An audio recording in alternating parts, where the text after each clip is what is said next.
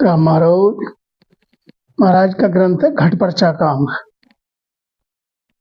सुख राम संत जन कहते हैं अजब अनुपम बात, बिन देखा पर छो कहे सो नरक कुंड में जात।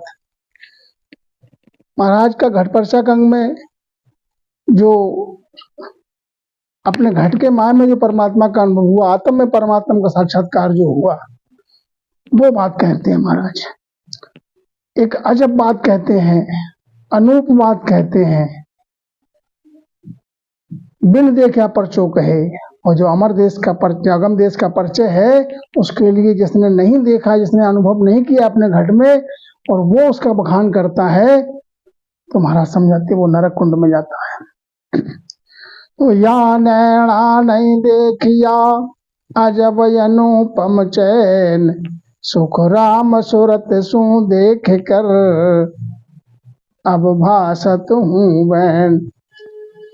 जो परमात्मा का साक्षात्कार अपने घट में किया है, वो इन नैनों से नहीं देखा, चरम चक्षु नैनों से नहीं दिखता है। वो अजब अनुपम बैन है, वो सुरती से देखा है महाराज ने, सुरती से देखा, घट के माय में देखा है। और जो भास हुआ है महाराज को, वो वचन अपने अनुभव के महाराज के वचन है, इसमें कोई आडंबर की बात नहीं है।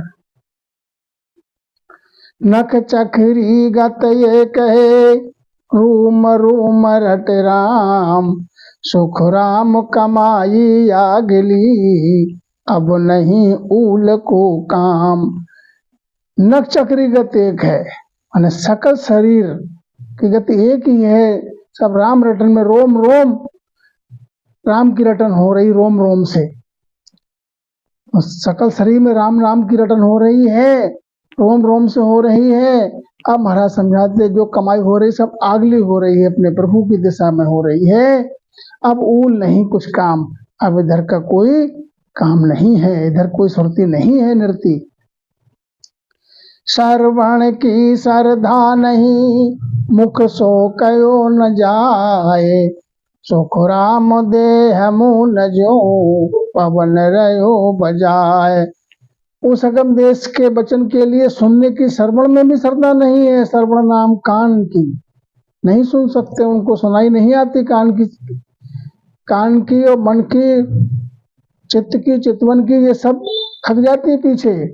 मुख सो कहो न जाए, और मुख से वर्ण भी नहीं पहुंचता है वहां तक महाराज समझाते हैं। देह जो है, देह में घट के माय में जो अनुभव हुआ है, देह मूल जो पवन रहे हो भैया, जिस प्रकार से देह जो है कैसी बताते, उदाहरण के लिए महाराज समझाते हैं कि जैसे पिछले समय में जो रस डालने के लिए मौना होता था, मतलब बहुत बड़ा बर्तन मिट्टी का होता था, खाली बर्तन जब होता था, राजस्थान में पानी भर के रखते थे उसमें। वो खाली बर्तन हो, हवा चले, बेग पीछे कछुआ तेज चले तो उसमें हवा अंदर जाती है, तो उसमें गूं गूं की आवाज होती है।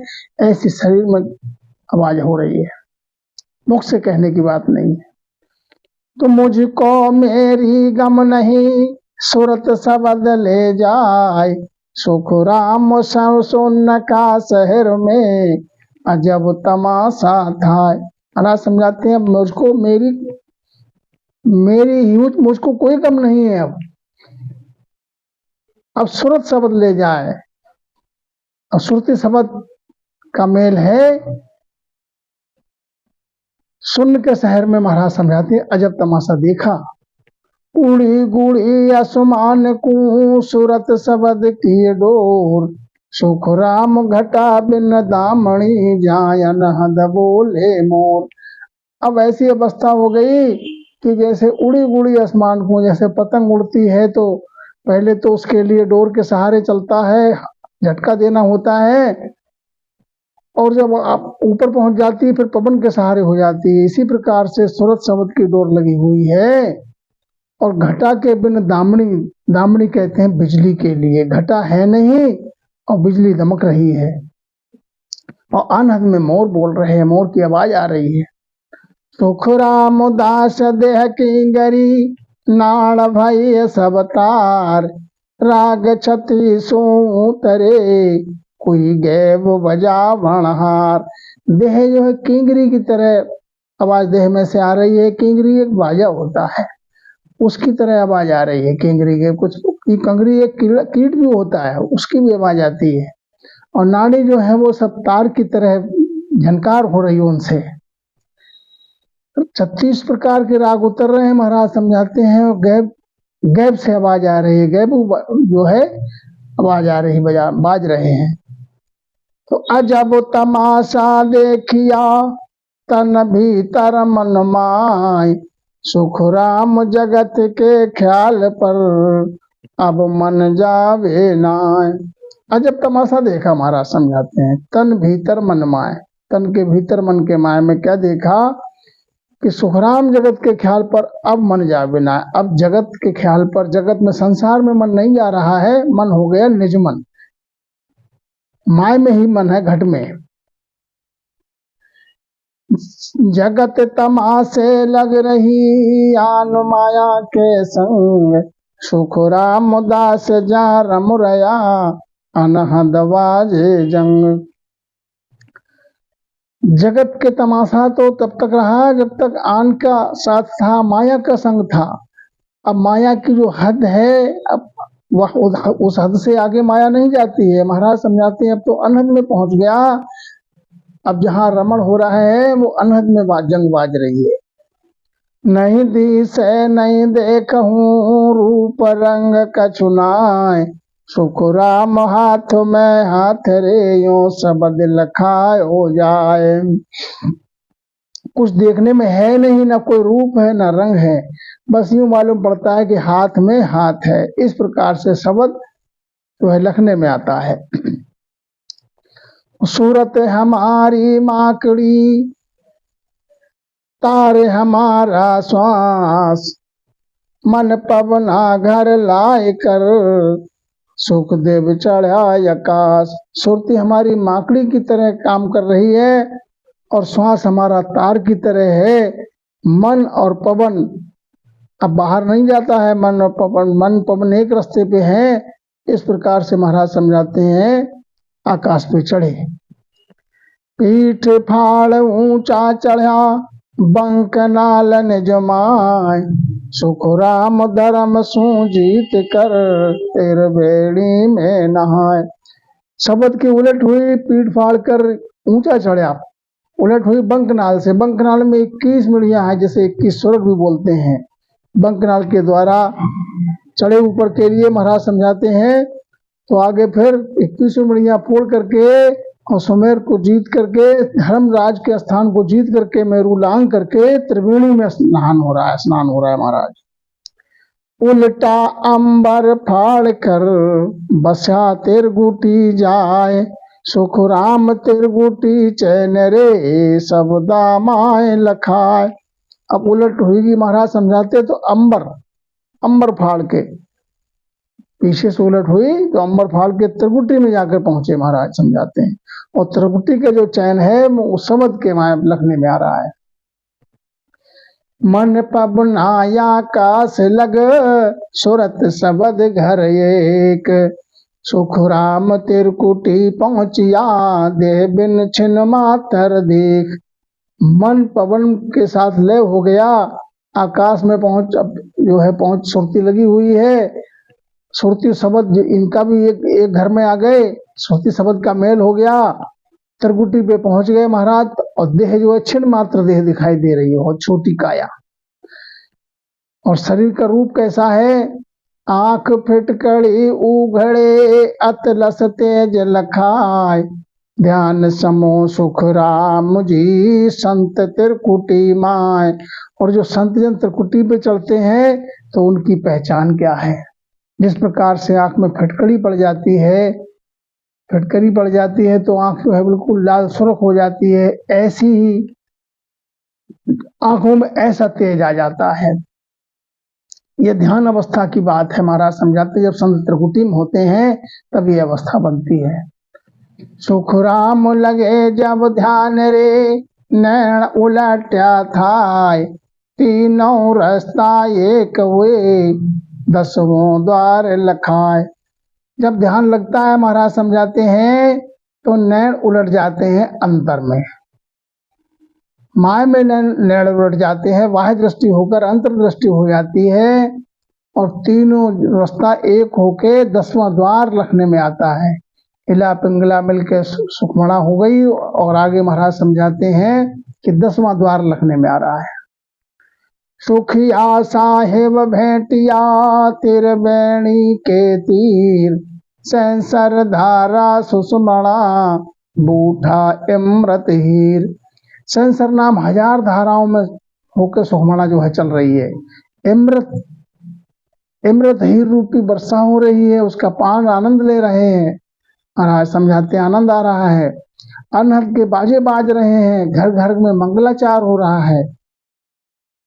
तो आत्म सुखी आत्म सुंदरी, जहाँ परमात्म वर्तार, ज्योति जिगा में हो रही, तेज पुंज मुख नूर।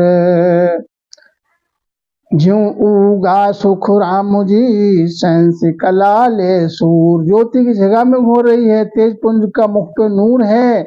जिस प्रकार से महाराज समझाते नूर कैसा है, जैसे 1000 कला लेकर सूर्य उदय हुआ हो। सूरज सुंदरी उसमें महल में महाराज समझाते हैं प्रवेश हो गया और अपने पीव के लिए पाय लिया। निकट सदा दूरी नहीं, लग्या पीव सू जीव। अब निकट है, सदा दूरी नहीं है, पीव से जीव लग गया। रूप और एक नहीं वरण है, ना कोई बैण न बात, सुरत रमे सुख राम जी, 8 पहर प्यो साथ। वहां पर जो कुछ वर्णन करने में तो आ नहीं रहा है, ना कोई रूप है ना कोई आकार है, 8 पहर पीव के साथ है। सुरती रम रही महाराज समझाते हैं 8 पहर। ना कोई बात हो रही है, ना कोई बचन बयान कुछ नहीं है, बस सुरती रम रही है 8 पहर पीव के साथ सुरती के द्वारा। तो आकाश मंड को चूर करे, लिया सुन गड़ जाय, निर्भय ने जा रोपिया, सुखदेव काल न खाए। आकाश मंडल को चूर करके अब शून्य में पासा हो गया, शून्य में पहुंच गए महाराज। निर्भय हो गया, निर्भय का निशान रोप दिया। अब वो जगह पहुंच गए महाराज समझाते हैं जहां काल की पहुंच नहीं है। काल ना खा, सुखदेव काल ना खाए, महाराज समझाते हैं जहां काल की पहुंच नहीं वहां पहुंच गए। अब कैसा वहां पर भान हो रहा है, बिन सूरज का तेज है, बिन चंदे प्रकाश, बिन बादल सुख राम जी, बरसे 12 मास। बिना सूरज के सूरज जैसा तेज है, बिना चंदा के चंदा जैसा प्रकाश है, और बिना बादल के 12 मास बरसात हो रही है। बिन पानी का रंग है, बिन धरती अंकुर, जहाँ देखा सुख राम जी, ब्रह्म जीव का नूर। बिना पानी के पानी जैसा रंग है, बिना धरती के अंकुर हो रहा है, वहां पर अंकुरित हो रहा है। जहाँ देखा तुम्हारा समझाते ब्रह्म जीव का ऐसा नूर है। बिन तारोवर को फूल है, बिना फूल निजवास, बिन भंवरे सुख राम जी, ले सुख विलास। बिना तरवर के फूल बहुत हैं, तरवर कहते हैं वृक्ष के लिए, बिना वृक्ष के फूल बहुत हैं, और बिना फूल के फूल भी नहीं है। और फूल ऐसी लगता है जैसे फूल में सुगंधी आती है, बास आती है सुगंध, ऐसी सुगंध आ रही है, फूल भी है नहीं। बिना भंवरे, भंवरा है नहीं, भंवरा जैसी झनकार आ रही है, और उसमें सुख विलास जिस प्रकार से भंवरा लेता है, इसी प्रकार से वहां पर सुख विलास ले रहा है। धरण गगन दोनों नहीं, नहीं चंदा नहीं सूर, जहाँ देखा सुख राम जी, अलख पुरुष का नूर। धरणी और गगन दोनों नहीं है, न चंदा है न सूर है, बस उनका जैसा प्रकाश है। जो देखा महाराज समझाते हैं तो क्या देखा कि अलख पुरुष का नूर है, वो इतना तेज, अलख पुरुष का जो नूर है उसमें है इतना तेज। अब जिस स्थान पे पहुंचे महाराज समझाते हैं कि वेद गाय पूगे नहीं, नहीं क्रिया कर जाए, रंकार की डोर सू सुखदेव माहि मिलाए। वेद में जो साधन बताया है वो साधन करने से, साधना करने से नहीं पहुंच सकते उस परम पद तक। निरंकार की डोर से महाराज समझाते माही में उस परम पद से मिले। तपस्या कर कर खप गया, तीरथ कर नर लोय, बिना भजन सुख राम जी, कदे न पूछे कोई। तपस्या कोई कितना ही घनी करे, किसी प्रकार की तपस्या करे, ठड़े से करे, अग्नि का ताप करे और भी नाना प्रकार से करे, कभी पहुंच नहीं सकता है उस परम पद के लिए। तीर्थ पे चाहे पूरा जीवन तीर्थाटन करता रहे तो भी उस परम पद की प्राप्ति नहीं हो सकती है। बिना भजन के कोई नहीं पहुंच सकता उस परम पद पे। भरत बास एकादशी करता है निर्धार, बिना भजन सुख राम जी, कदे न पूतनहार। संसार में कोई और नाना प्रकार के कार्य करता है महाराज, कोई व्रत रहता है, कोई एकादशी का व्रत रहता है, कोई निराधार होके व्रत सालों साल व्रत रहते हैं, लेकिन महाराज समझाते हैं उस परम पद की प्राप्ति नहीं होगी। जो तुमने क्रिया की है, तपस्या की है, तीर्थ में गए हो या व्रत रहे हैं, तो इनका तुम्हें फल मिलेगा, निर्फल नहीं है, फल मिलेगा, लेकिन आवागमन से रहित होने का साधन इसमें नहीं है। बिना भजन सुखराम जी कदे न पूतनहार, बिना भजन के कोई नहीं पहुंचा है, तो तुम कैसे पहुंचोगे महाराज। दान पुण्य जिगबो किया, कंचन तुला चढ़ाए, भजन बिना सुख राम के, धाम कदे नहीं जाए। दान पुण्य बहुत किए, जिग बहुत किए, कंचन नाम सोना इतना दिया कि तोल तोल के अपने बराबर तोल के दे दिया दान में, लेकिन महाराज समझाते तो भी भजन के बिना उस परम धाम के लिए नहीं पहुंच सकते महाराज, आवागमन से रहित नहीं हो सकते।